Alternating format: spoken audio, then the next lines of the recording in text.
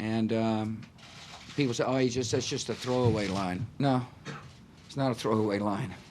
The stakes are high. There is an enemy that is out there. And thus did the 43rd President of the United States beat his last press room exit, stage right. He received a couple of cheers and a small applause. Well, in a moment we'll be going to Washington for the view from there, from the White House press corps and from a political supporter. But here in the studio first, the Respect MP, George Galloway. We all know where you come from on George Bush, but do you at least think his intentions were good, or do you think he's actually a bad man? I think he's an idiot. I think the world misunderestimated just how much damage one man and his crazed ideology could do. He's bankrupted his own economy, he's brought the world economy to its knees, he's created wars around the world, extremism is vaulting. He even lost his party, the White House, the Senate. But he meant well. Well, I don't really accept that. It was a toxic mixture of stupidity and arrogant swagger. And the aircraft carrier event was, in a sense, the perfect crystallization of both. He's a very dangerous man. He killed a lot of people. And the village in Crawford, Texas, gets its idiot back in a few days' time, and we should be glad for that. You see at the end, he's much more now like the man he was right at the beginning of his presidency. He seems more humble, he seems more sort of big tent-ish, if you like, more understanding of his opponents. He says he's respectful of people he doesn't agree with. Well, he hanged them upside down and incarcerated them in Guantanamo Bay, the people he didn't agree with. I think this, oh shucks, good old boy, Texan down home, is part of the act. He was an actor, not as good as Ronald Reagan, and he's made Reagan look like a genius compared to him, I think. And where does he leave his party, do you think? I mean, from that point of view, is it a good thing from your political perspective? Yes, it's a pity that millions literally had to pay with their lives' blood to bring about the destruction of the neocon idea. I think the neocons are a busted flush, and the Republican Party will have to reinvent itself as a more centrist organization. So I'm obviously happy about that, but so many people had to die to bring it about. But are people with your politics able to like America more now as Obama, or the era of Obama ushers in? Well, I personally never disliked America. I have a shelf full of American books and records, and I'm one of the few people whose great-great-grandmother emigrated from America to here. We hated the government, we hated the role of the United States in the world, and we hope and pray that Barack Obama will be different. And I think he will be different, and I'm looking forward to the next few days, weeks, months, and years in the hope that America becomes a better citizen of the world. But do you think the Gaza situation would be any different if Obama had been sworn in last month instead of this month? Well, it would have been different even if George Bush Sr. had been the president and James Baker the Secretary of State. Don't forget that they were quite clear that they would cut off military aid to Israel if it continued to do things which fantastically inflate America's problems in the world and everyone's problems in the world, and that's what Israel's doing now. Stay there for a second. We can go to Washington now and join Suzanne Malvo, who's the White House correspondent for CNN. It was a curious event to watch on television. It seems slightly cold in the room. I mean, and I was wondering, those of you who followed him around for so long, I mean, do you think the same of him as the American people do at the moment, or is there some affection as he goes?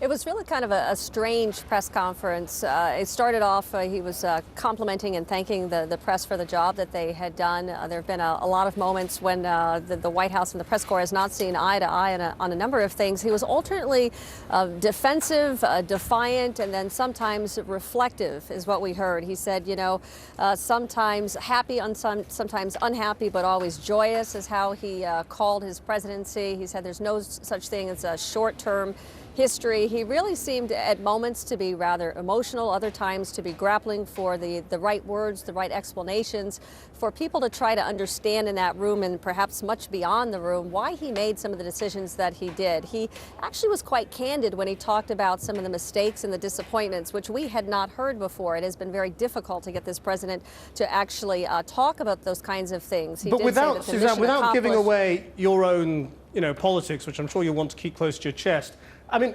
how do you as a group view this man now? Well, it certainly seems as if this is, 8 years together, that this is someone who has really grown into the role and defined his role as the war president, as someone who's accepted the idea, the notion that he is not a popular man, that he will leave his office and the administration with big problems that he has put and left for the next president, President-elect Barack Obama.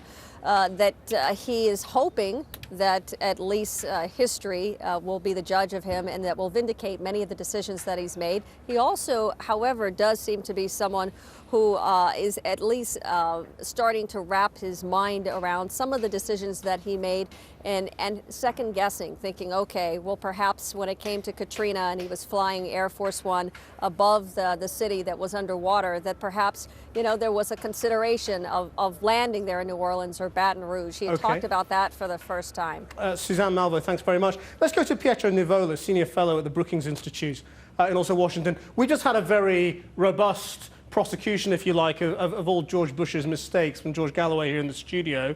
You're rather more in favour of his legacy. Well, I would say that history will probably be kinder to George W. Bush than is widely assumed at the moment.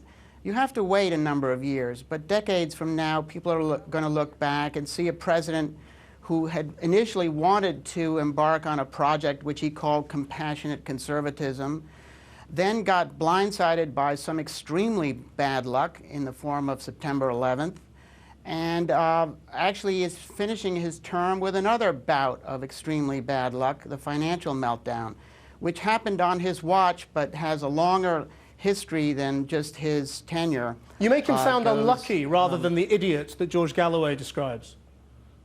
No, I think that's an unfair characterization.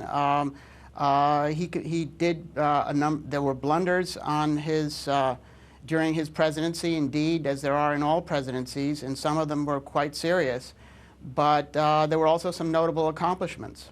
Like?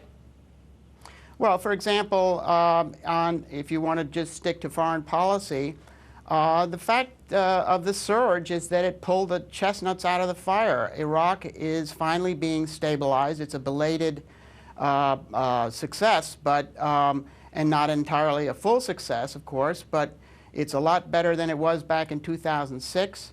We no longer have to put up with Saddam Hussein and his antics in the Middle East. So chalk that up to George Bush. It was quite courageous, by the way. He's kind of stood alone in ordering the surge. Okay. George Galloway, what do you make of that? Well, he's made, in striking down the Iraqi regime, he's made bin Laden and bin Ladenism and fanaticism of all kinds, of course, a much bigger problem. As he himself warned today, that's the biggest threat to the United States. Well, he created more Islamist extremists than anyone could have dreamt of. I think people will look back and count the graves. They'll look at the graves all over the world that he dug. They'll look at the grave he dug for the Republican Party, and they'll look at the grave that is the United States economy at the moment, and how anyone, even from the Brookings Institute, can muster any kind of defense when Bush appears to have given up the ghost himself at that press conference today is beyond me, I must say. George Galloway, Pietro Nivola, and Suzanne Malveaux, thank you all very much indeed. And later, at least the satirists will mourn the end of the Bush presidency. Rory Bremner talks to us live about the man who became a gift to comedians and satirists around the world.